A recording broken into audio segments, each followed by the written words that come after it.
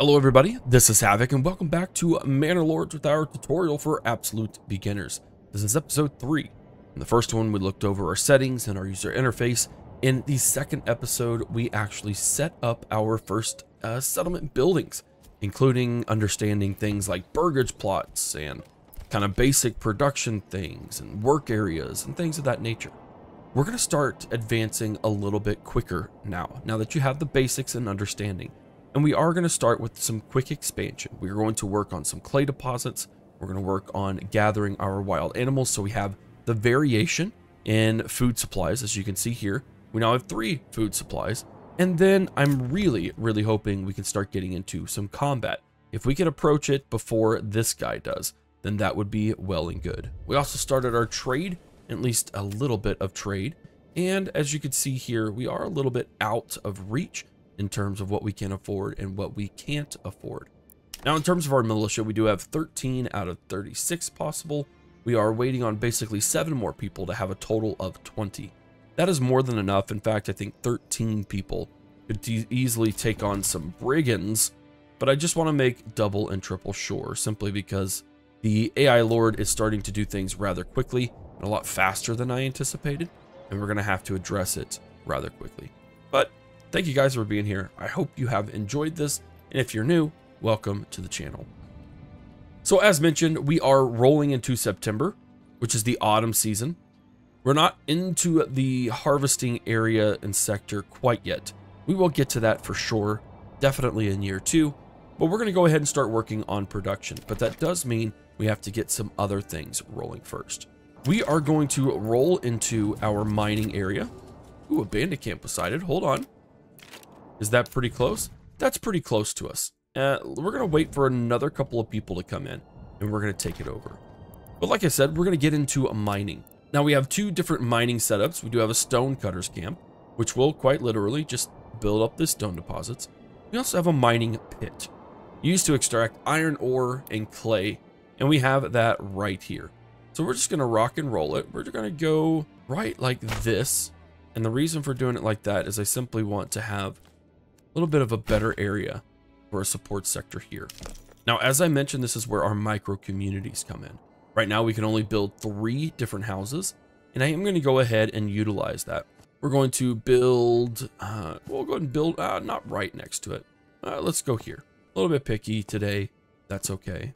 We don't need big houses here. And the main reason is that, well, we could start doing eggs instead of vegetable plots, for instance. We don't have to have super big ones, and it won't really truly matter once we get rolling. So we're going to go ahead and let that roll. We're going to have a good time with that. We're going to go ahead. Ooh, is he already on it? Oh my word, he's already going to start pursuing things. So this is a little bit intense and not what I anticipated happening in the game. And that's fine. We can totally adjust to it. I don't have any issues. But long story short, we're going to start getting some clay deposits going. And then what we're going to have to do is we're going to have to go into industry, and we're going to have to go into a clay furnace. Now this converts clay to clay tiles. We don't have the timber for it yet, and it does need to be refueled. So it will consume firewood. Or if we were to have charcoal running, we could totally do charcoal as well. And in fact, let's go ahead. Oh, we can't. Okay. We definitely need one more person here. We are good. Now, I didn't anticipate going into Spear Militia so soon. In fact, we're going to super fast forward real quick until October, where we should start getting at least one more family in. There we go. And 14 is definitely enough if we can get them settled in. We'll be right back. All right, we do have 14. Now, keeping an eye, it looks like they are going to go ahead and start tackling both of those. I can't get there in time, but we can be cheeky yet again, which is definitely what I'll do. We're going to be cheeky, and we're going to go take this from them. They're already fighting the guys. Ooh, it actually looks like they will lose. All right. I've never seen the AI Lord lose before, so that's interesting. We'll definitely get some combat in, although not a full unit. That's okay. We can learn the basics of how things work. Unless they're sending another troop already. They're not. That's good. We have our men here. We are going to go into the super basics of how this operates. You click on this guy and you will be able to rally this unit. They rally in their home region. Now, if you have never ever played any sort of strategy game again, the rules are relatively simple. In order to select a unit, you can either select that unit. You could assign them a control unit by hitting control and the unit. So that way, if you hit 1 on your top number keys, you'll be able to do that. If you want to drag and select multiple units, all you simply got to do is hold down that left click button, drag over, and they will be selected. Next, in order to move them to a certain space, you either right click or you hold right click to determine the width. Now, at this point in time, I don't know that it has a huge effect. More of your Total War player and you're used to this idea of drawing people into formations. That works well. Last, or I guess not last, you have various stances that your units can take. Right now we're at balanced. If we were to be going up against a bunch of archers, we could do a missile alert, which means they watch for the missiles.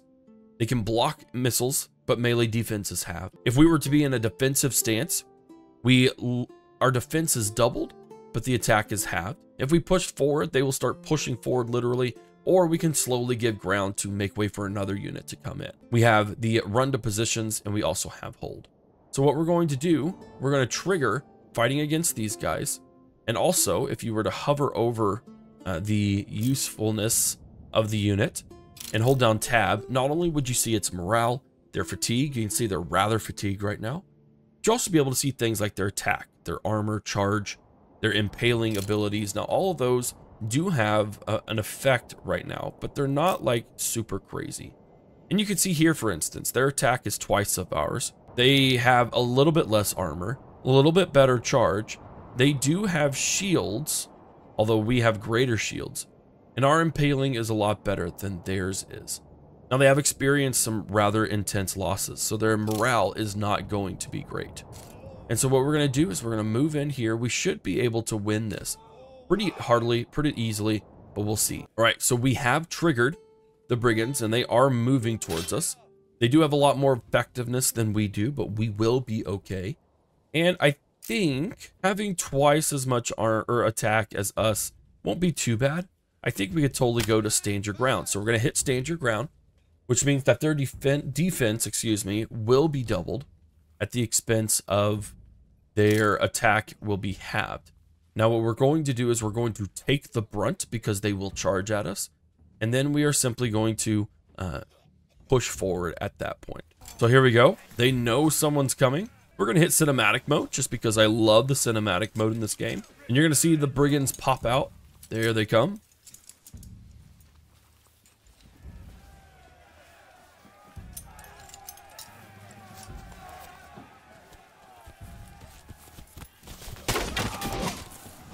Nice. So we took that charge, and now they will be engaging in melee. And we can hover over and see what's going on. We're going to go ahead and tell them to push forward now that we've taken the brunt. These are just some super basic tactics that you can do. There we go. And we can see here that the fatigueness and effectiveness is actually going down. There we go. They've already routed. Their morale dropped to the point where they can't handle it. And we are going to go ahead and take that money. All right, as usual, we're going to send resources to the nearest town. 198 wealth goes towards our region. And I think they probably already pillaged that. Are they not going after it? Well, in typical form, unless they don't go after it, we're going to try and snag it. Actually, no, we won't, because we do need to get our people back. Now, we're going to do the same thing. We're going to right-click to get back into our region. Super fast forward time. And once they are back in their region, we are going to disband the units. And remember, you don't want to dilly-dally too long because these guys are part of your system and they are rocking and rolling in order to be able to be more effective for your own people. Now we're going to head over here to our saw pit. And we can see here that, yeah, they're using up a little too much. We have 61 planks. That's more than enough. Now what we are going to do now, I do want a full unit of spearmen. That is assuming that I haven't. Okay. So what we're going to do instead, we're going to import some more bows. Now I'm going to import 20 of them. We'll go ahead and do 30 of them. So that way we could get a full unit. If I actually wanted to be cheeky, then we could go with 36, because that would be the best solution. We can see that our men here, winter is approaching, so we want to be prepared for that. They can now go about their days. Not enough funds for import. That's totally fine. That's totally fine. You can see here that we have imported 35 warbows. We are going to no longer trade that. That will be okay. And we will do that once we get a lot more people in. We're not going to worry about warbow production at the moment. What we are going to worry about is trying to get people to come into here and work all of those jobs. We're going to see how many people we have left to fill up. We have 2, 4, 6, 8 spots open. We're going to have 10, 12, 14. We have enough room for 14 families. Now remember, once we start getting up higher here, we get to 75, we get 2 families a month. So that's going to allow us to go a little bit quicker. New family has already started moving in. All is well and good in the neighborhood. And we're going to start being able to work that a lot faster. All right, it's one of my favorite transitions in the game, is the transition from winter or from fall to winter. Because as you'll start seeing, the snow will start falling and snow will start covering the ground. But we have quite a few people here. We have quite a few people ready and willing to start working. We just need to give them jobs. So what we are going to do, we are going to go ahead and start having them come over this direction. Now, unfortunately for us, this deposit is a long ways away from these people. There's nothing we can do about that for now because, well, to be quite frank, we didn't really pay attention to where we would be expanding into. And thus, we don't have the availability to force people to go into certain houses. Wish we did, but we don't. And so what we're going to do, we are preparing for winter. Everything is well and good. We're going to take our people and we're going to assign one of them over to the mining pits over here. And we should have enough timber to be able to start working on our industry. And we are going to have a clay furnace, which is going to be right here. We're going to have that up and running very soon. And I assume we have someone in the storehouse. We don't. We're going to go ahead and start forcing people into the storehouse and the granary for now. That does leave us with only one. That's okay, because we're starting to work on some higher end things. But what we need to do today and what we're going to start working on is we need to, one, we need to be able to, let's see, we should be able to start making hides. We do have 5 hides, so we can start working on a tannery as well, which can totally just be, we're going to keep it separate because, well, tanneries really, really stink.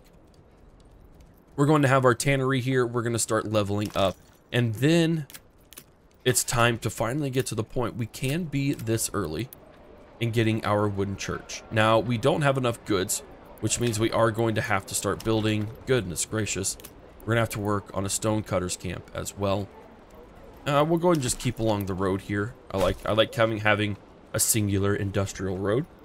And this is where we're going to be able to see things start really rolling and going great. Now, we're not going to get to wild animals just yet for a while, simply because we need to let these things fill out, and it wouldn't be beneficial. Now, what we're going to do is keep things a little more optimized in that when people start rolling up here, we will assign them to the areas around here. Hasn't happened yet, and that's okay. We're going to just roll with the punches and kind of let things super fast forward time. We'll be back in just a little bit. I'm actually going to go ahead and let you see the transition from spring or from fall to winter, because it is just absolutely gorgeous.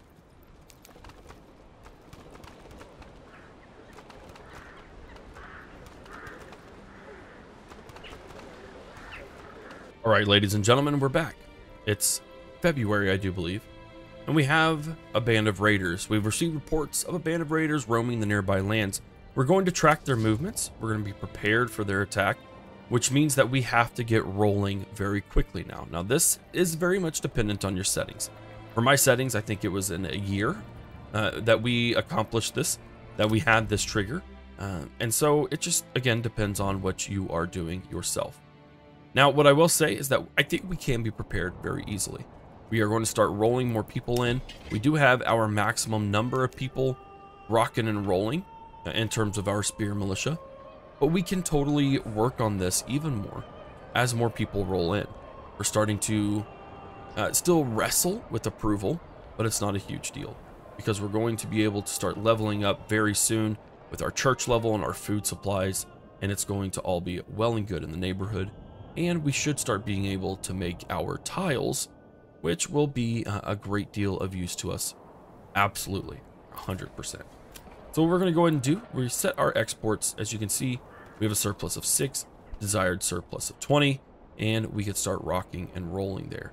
It's going to be very, very simple. We are, again, going to move people here as we get things rolling, but all is well. We're working on our wooden church on top of that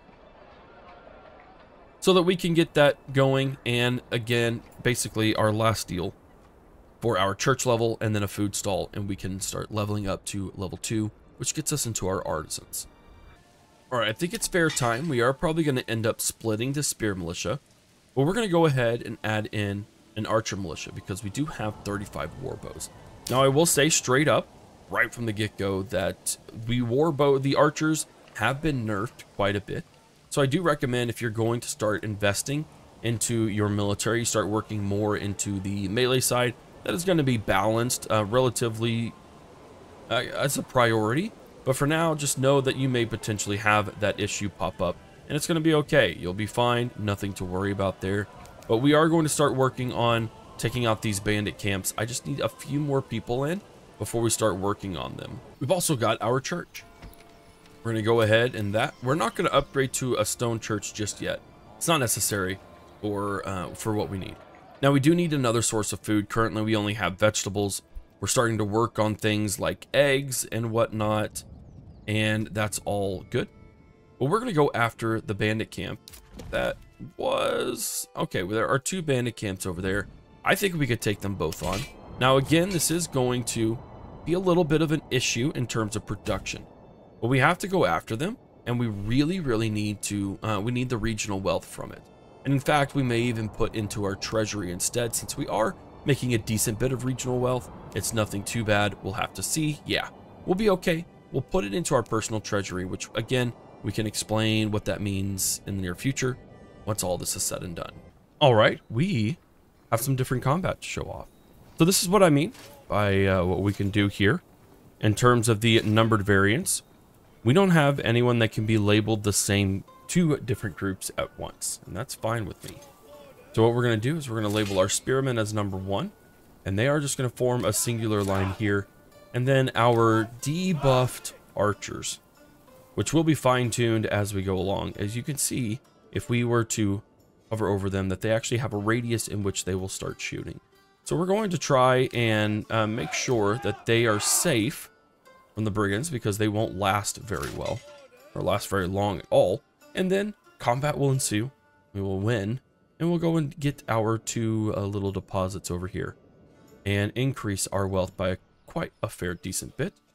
But for now, let's gonna make sure that we have our archers safe and that they aren't going to target me. I think we're going to be good. This is where we can have a little bit of fun. Possibly. I don't know where my guys are. Nope, I guess we're not. I don't know where the King's Road is in this. It looks like it may be over there. I do wish I could just drop in right here. But regardless, we see combat has started. The archers are firing. And we want to make sure that they don't get attacked. So we are going to right-click on the brigands with our spears. We're going to charge and engage in them. Now, by default, your archers are going to not attack. There we go. They are not going to fire on their own. They're going to try not to anyway. So we're going to move our guys over here. There we go. We can see that we are winning and that we will win. We simply outnumber them.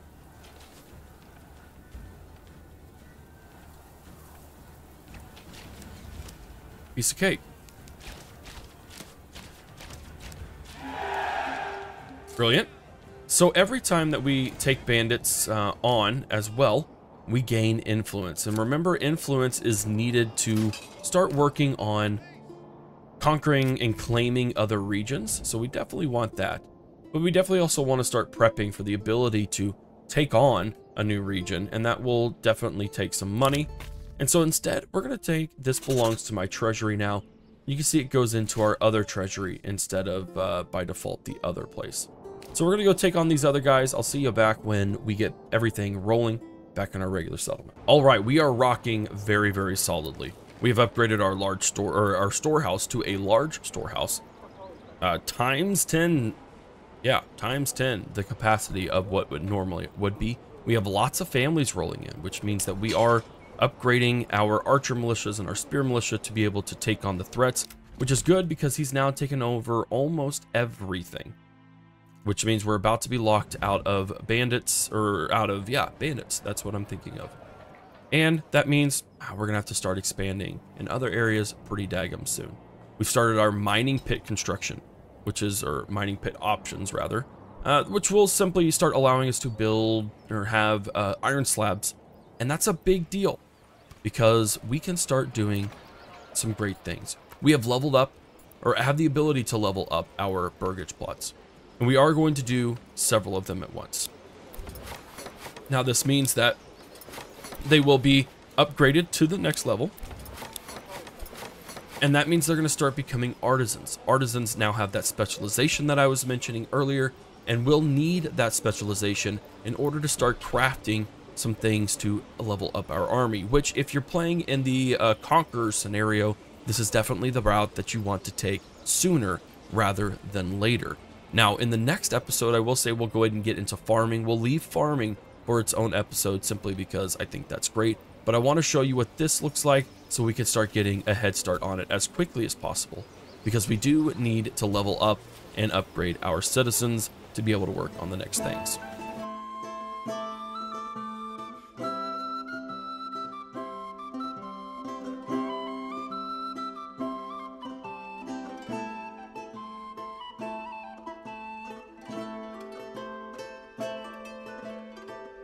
There we go. All right, so we now have 4 artisans. We are now at a level, ooh, you know what? Let's go ahead and, do we have the capacity? We have the capacity. Just upgrade everyone real quick. There we go. We now have leveled up to our next level, which is a large village. And we are already upgrading our level 2s to the point where they will fulfill the level 2 or higher. We'll have to get level 3.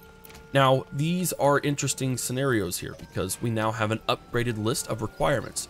We have a tavern supply we need to have. We need to have a small stone church and 2 types of clothing. We need shoes, clothes, or cloaks. Now, this still remains the same. We still have the goat shed, but now we have more options for us. We can now turn into a blacksmith workshop, which allows us to make tools, spears, and sidearms. We could get a brewery extension if we were making malt, which we will in the next episode for farming. We could do a tailor's workshop, which allows us to make those clothes or cloaks. We could do a cobbler. We could do a joiner's workshop, which is needed for shields, which is what we're going to work on, and then also a fletcher's workshop. So we're going to rock with a joiner's workshop. And then next door, we are going to work on a blacksmith's workshop. Across the street, we are going to get into a fletcher's workshop. And that is going to remove the gardens, just so you know, but that's okay. At least I think it does. We're going to super fast forward time as I talk and see what's going on. And then we're going to go ahead and make shoes, because we need that to be able to level up to our next thing. All right, so that does take away your gardens, so be mindful of that. I couldn't remember if that was the case or not. And so they are going to go ahead and start upgrading right off the bat. You can see they're both now becoming bowyers. This is why I like having double families, because now we have 2 families being blacksmiths. We have 2 families being joiners, and we want to work on large shields, and we want to work on making spears, because that will allow us to fulfill all the requirements and start maximizing the amount of people we have doing that. And then we also have 2 people working on cobblers, etc., etc. That just allows us a good variation. We could definitely work on a tailor's workshop there. When they get leveled up, we'll be rocking and rolling otherwise. Now, what you will notice is that we no longer have assigned families. We have no one building anything. And that's because when you become an artisan, you actually take away their regular job. So you can see now, we had 2 people there. We now have no one. We don't have anyone working at the large storehouse where we did before. We no longer have traders. So when you assign those artisan level jobs, you are, just so you know, pushing the fact that, well, we're going to have to start building more generic housing. So for instance, you can see there, We are really desperately short on everything. Now we have 7 timber, so that's not too bad. We're gonna work on knocking that out and knocking that out. We don't want an overabundance of workers working anything crazy at the moment.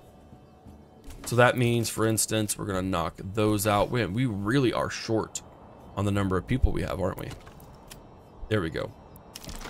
This is where your regular burgage plots will kind of start coming into effect, where you're not going to want to do anything super crazy with them. Just allow them to be level 1s or even level 2s upgraded, just not as artisans in their specialization. Now, we don't have a lot of space, I'm not going to lie. And so we're definitely just going to rock. Let's go ahead and rock some gardens since we lost a little bit of productivity. I do want to make sure. So we could definitely start a new row over here where it isn't too crazy, and we could start having some fun with our expansion ideas. Yeah, I kind of like having. Oh, we'll do it over here. Yeah, this is a good spot. We can build 3 for now. So I'm going to build 3 very long ones. There we go. That'll work. Be right back after a little bit. We are going to call it right here. Now, we are deep into winter. As you can see, it's January. But we are in a fantastic spot. We're making some decent wealth. We have a lot of unassigned families that we can start utilizing, where our approval rating is above 80%, which means we will start getting 2 people in per month, which is awesome. It's fantastic.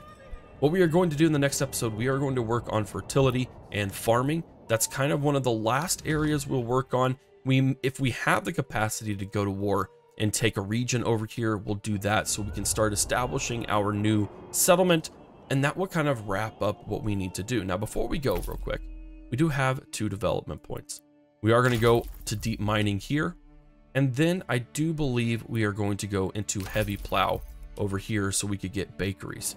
I think that's super incredibly important. And then if we were to go here, we could see that for 10 planks, we don't have 10 planks right now, we could upgrade to a deep mine, which means we have an indefinite deposit. We're doing awesome in this village, and it's being very, very successful. 87 people, everyone is generally well fed. We have enough fuel to survive everything that we need to. We're working on our ability to build better markets and have better market supply, work on upgrading our church eventually, things of that nature. But that's going to wrap up episode 3. Hopefully, this has been incredibly helpful to you. And as we continue with our development, we're going to work on some raiders and their effects against us in the next episode, so we can see what that is like, so you can prepare for raiders. Hopefully, maybe be able to make a manor, because that is one of the things that I do want to focus on heavily. We'll see what happens when we get there. Thank you so much for hanging out with me. If you enjoyed this video, you know what to do. Give the video a like, leave any comments in the comments section, subscribe to the channel, but also, oh, there we go, our deposit is gone. So, you saw that there. But if you really want to support the channel and you have yet to buy the game, you can buy so using my Nexus GG link in the store. I get 40% as a commission for HForHavoc, which is always appreciated, but never ever expected. Again, thank you so much for hanging out with me. This is Havoc. I'll see you in the next one.